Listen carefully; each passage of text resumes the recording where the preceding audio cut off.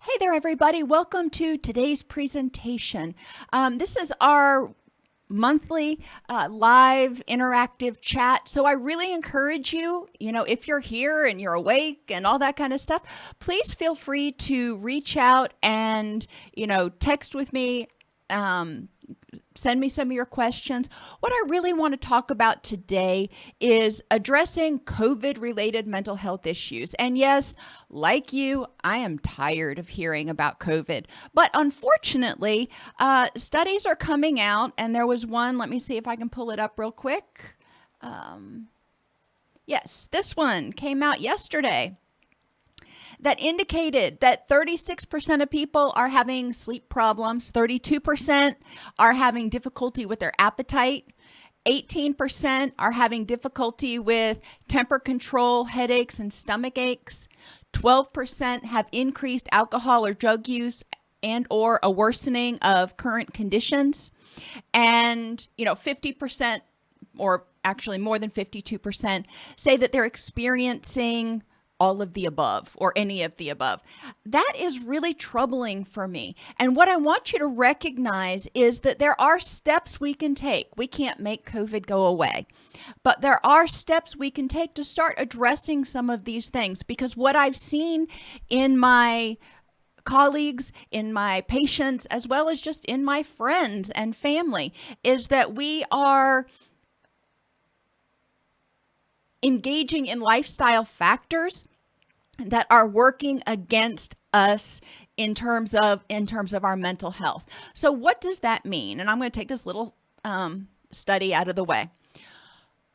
When we are not getting enough sleep, when we're not getting adequate sleep, that stresses our body. It triggers that HPA axis and causes a cascade of all kinds of effects, not the least of which are worsening of autoimmune disorders potentially, as well as increases in depression, anxiety, and foggy headedness. When you sleep, your brain is able to clear out something called adenosine, which is what contributes to you being sleepy, but it also contributes to that foggy headed sensation, difficulty concentrating.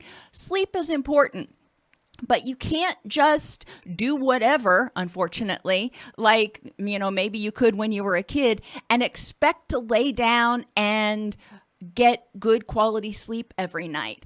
It is really important to pay attention to sleep hygiene. And on the YouTube channel, there are several videos on sleep hygiene, but just to kind of hit the highlights.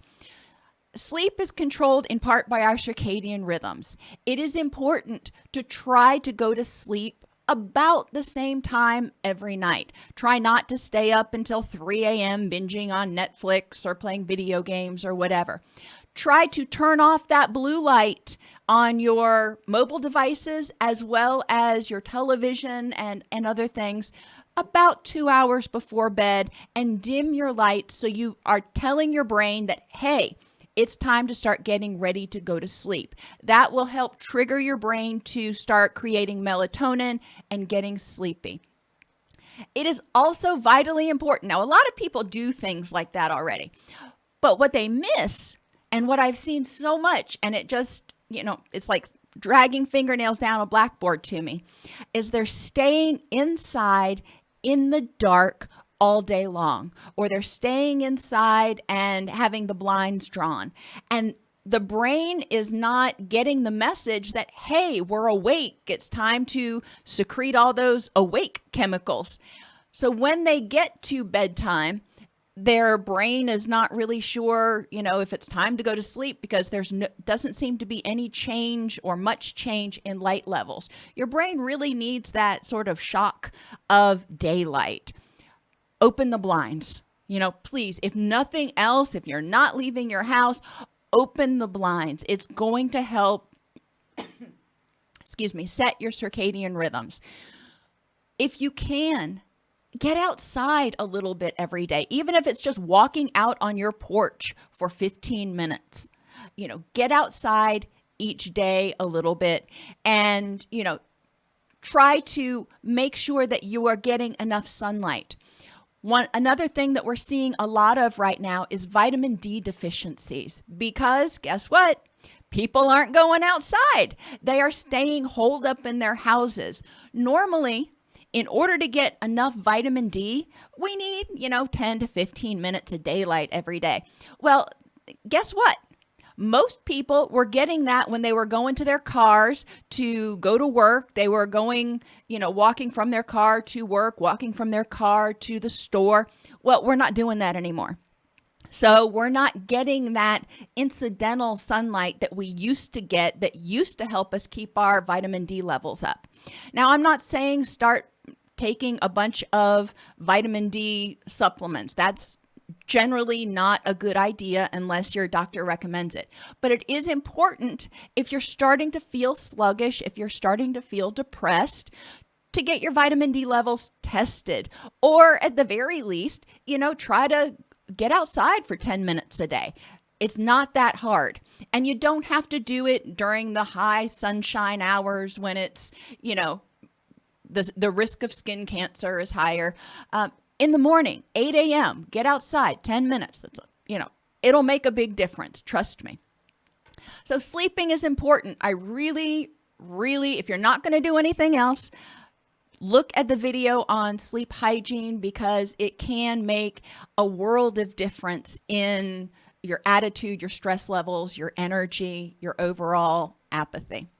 The next thing, I'm just going to kind of jump around here, kind of going along with sleep is doing things to keep our blood pressure in control, which means, reducing some of those things like alcohol and sodium that can increase blood pressure, but also turn off the news. Please turn it off. Nothing is going to change that much between 7 a.m. today and 7 a.m. tomorrow. If you feel like you need to get your daily dose of news, I get it. I do.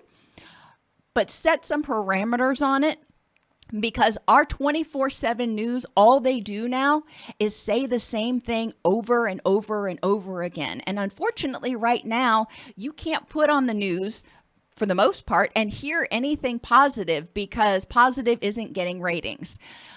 So, I'm really suggesting to a lot of people, limit your exposure. And when I say news, it's not just, the TV news.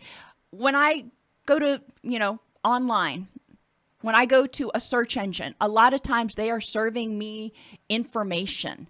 And a lot of that information is, stuff that can make me feel powerless, helpless, hopeless, overwhelmed, all of those dysphoric feelings.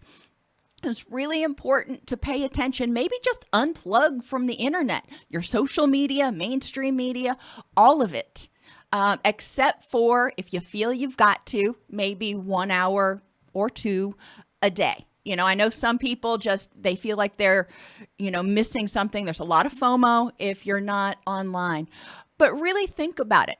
If you watch the news all day long, pay attention to how much new information you get after that initial 30-minute bout. The news and constantly hearing about stuff that we have no control over is contributing to people's feelings of hopelessness and helplessness. What does that mean? That means our HPA axis, our threat response system, is going full bore. It's going haywire because we feel a threat. When we feel hopeless and helpless, a lot of times we want to fight or flee. And guess what? We see that. We see increased domestic violence. We see increased irritability. We see increases in frustration and people acting out in grocery stores and, other stores when they're told to put a mask on. They are feeling so disempowered that they are kind of at that breaking point. The next thing, I'm just kind of going to jump up here. There are some things that we have no control over right now, and that sucks. I am one of those people. I'm a control freak. I will admit it. And this has been a really challenging time for me. But it's important to embrace the dialectics. Focus on the things that you do have control over right now. If you don't want to wear a mask, okay, well, you don't have to. You have that choice. It may mean you can't go into restaurants or, into certain stores, But you have that choice, and focusing and remembering the fact that you do have options. If you don't want to wear a mask, well, then you may have to order your groceries to be delivered. But recognizing that, yes, there are some things that you have no control over right now, and stomping your foot and throwing a hissy fit about it is not going to change it. It's just going to exhaust your energy. So focusing on what can I control. As far as staying COVID free, I can wash my hands, I can wear a mask, I can social distance, I can stay healthy and do things to keep my immune system healthy.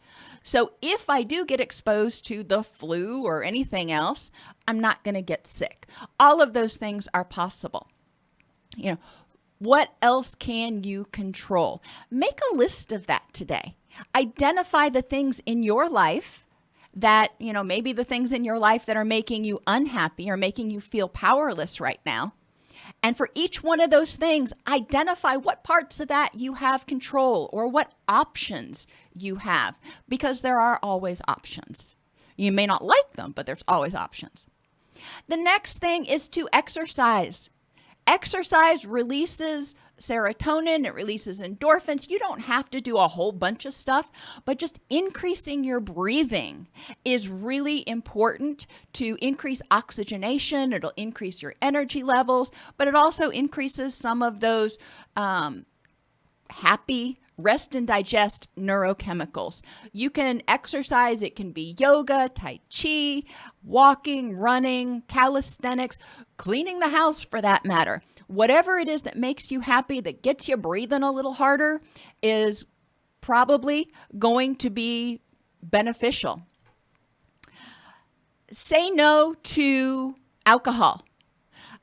It's really important to recognize that alcohol not only increases your blood pressure, but alcohol also has a negative effect on the immune system. So when you're drinking, when you reduce that, when you reduce your immune system, you are making yourself more at risk to things like the flu and COVID and other things that are out there. So it's really important to recognize what you can do. And as I've said multiple times in this presentation, COVID is something that we're dealing with right now. So no, at no time, Asiatic God, did I ever say that COVID was not a threat. What I said was you need to focus on which parts of it you can control and which parts are out of your control. It's in existence. I can't make the virus go away, but I can protect myself. I can do things to protect my family. I can choose what behaviors that I find acceptable. And like I was saying, if I, for some reason, am adamantly opposed to masks, and I know some people are, well, okay. If my choice is to not wear a mask, then that also means my choice is to not go places where you can't go without a mask. And that's what people are having to decide for themselves right now. Would they rather not go to restaurants or put on a mask? They have choices. Eating is really important, but too many people are eating for stress, for boredom, or just because it's there and it looks good and there's not a whole lot of other pleasurable things right now.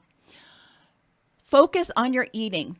Be mindful with your eating and make sure that you are sitting down. Some of the things that I work with my clients on is don't eat out of a bag. Don't eat while you're walking through the house or watching television. Sit down at the table and be mindful while you're eating. If you're going to eat, put it on a plate, sit at the table, be aware. It doesn't mean that you're necessarily always going to be eating for hunger. I can tell you, I will sit at the table and sometimes eat just because it looks good, that piece of cake or whatever. I am not a perfect eater, but it is important to be more mindful of what we're eating and when we're eating, When we work, when we leave and we go to school, or we leave and we go to work, we are away from the kitchen. So there's at least 8-10 hours a day where we don't have ready access most of the time to food. A lot of people, when they started lockdown with COVID and when they started working from home, all of a sudden food is there 24/7, 365, and they don't recognize how much they're grazing throughout the day because, the situation has changed. Sitting at the table, putting it on a plate, being mindful, and clean off the countertops.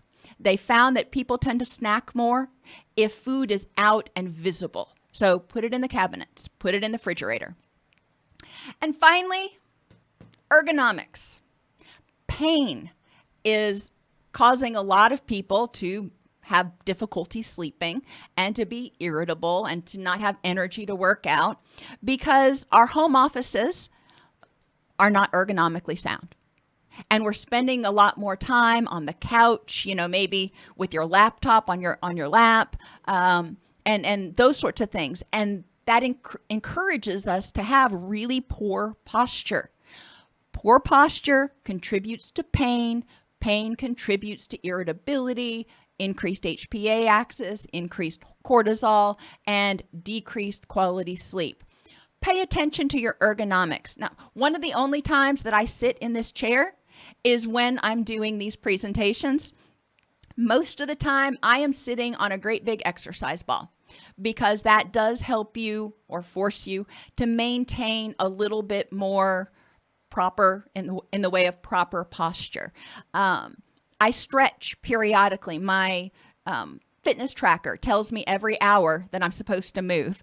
And I don't move enough to clear it a lot of times, but it does remind me to check my posture. And if I have, gotten down to this slumpy thing, to sit up, pull my shoulders back, and like the dude in the picture is showing you, to stretch. It is important to stretch. Not only stretch your arms, but also stretch your chest and stretch your neck from side to side. Now, the vertebra in your neck are very small. So it is recommended that you do not put your neck all the way back because that puts a lot of strain on those vertebra. That's what I've always been taught. Ask your doctor if you feel like you need to do full head circles. That's up to you. But it is definitely helpful to stretch. Roll your shoulders a little bit. Get that blood moving. Even, oh my gosh, breathe. When I'm working on my computer, I'm not thinking about deep breathing. I'm not thinking about belly breathing. So I tend to be breathing more shallowly. Oxygen helps wake you up, and it actually does help improve your mood. So what questions? There's a lot of stuff on the YouTube channel. There are a lot of shorter videos even on the YouTube channel about dealing with stress, dealing with COVID-related stress, healthy eating, and sleep hygiene. So, you can look at some of those videos, but what questions do you have right now that I can answer about things that you might be able to do to be happier during this really stressful time? It's stressful for everybody. I haven't talked to anybody yet who has said, "Oh yeah, I'm having a ball right now."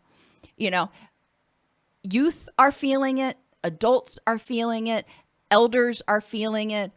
It doesn't matter who you are. People are stressed the heck out right now.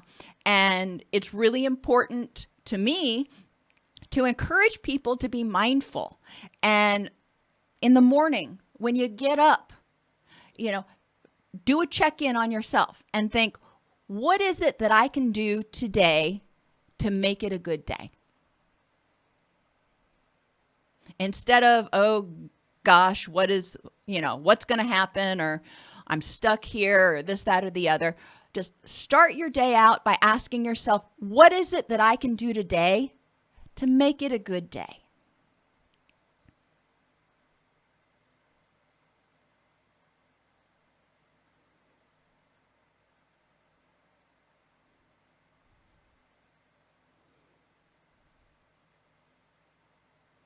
All right, if you don't have any questions, then I am going to go ahead and log off. But thank you for tuning in today. And, as always, the first Saturday of every month, I do this. I'm here. I am, eager to chat with you, answer any questions that I can. If there are any studies that come out in the news about mental health related stuff that you have questions about, please share those with me. I am more than happy to, go into research. Y'all know I love research. One other thing, before I sign off, let me go back to this. Always remember, you can just Google PubMed and the rest of it will come up because it's a really long URL. But you can always find research and information from peer-reviewed journals on PubMed. And you will find information, from all ends of the spectrum. Most of the time, you'll find conflicting information, but it will give you stuff, if you want to say it straight from the horse's mouth, about anything. For example, COVID. Obviously, nothing came out about COVID until 2020, but you can do free full text and you can see anything you want to learn about COVID. If you want to learn about COVID and depression, prevalence of depression and its factors among female adolescents in China, you can narrow it with your own search terms. I don't know what you want to know about, but you can find a lot of information. This one talks about mental health responses during COVID in Australia. A lot of times you get everything you need from the abstract. You can even jump down to where it says results. So you don't have to read through, exactly what they did and how. But if you want some information that hasn't been, filtered and cherry picked, this is one of those places that you can go.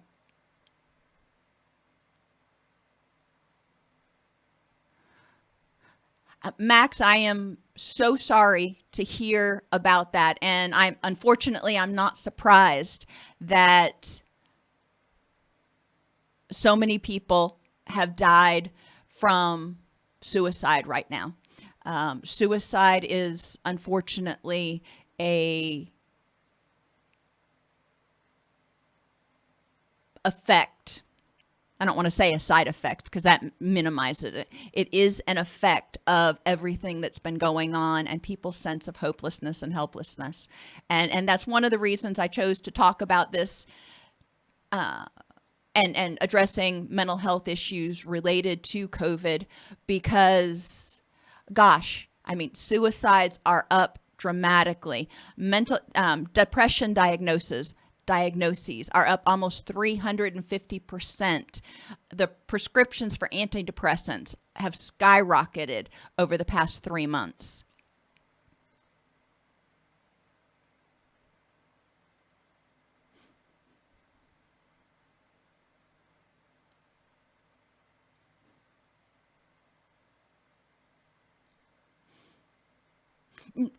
Depression can be related to people's financial situation. If you're having difficulty making ends meet, that is extremely stressful and you can feel extremely powerless.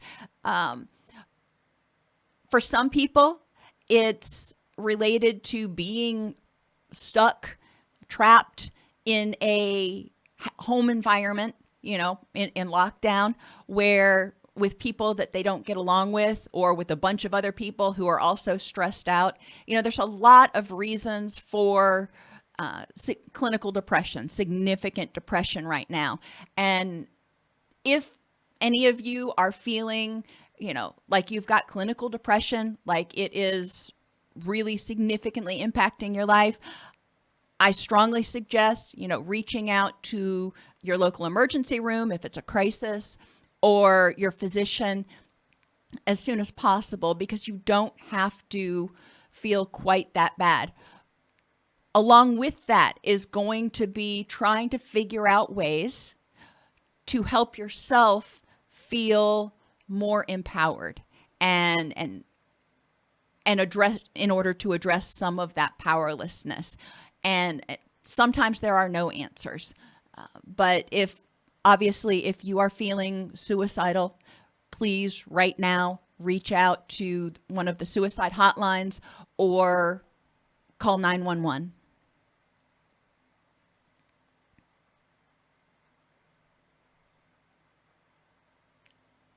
All right, everybody, I will see you next month.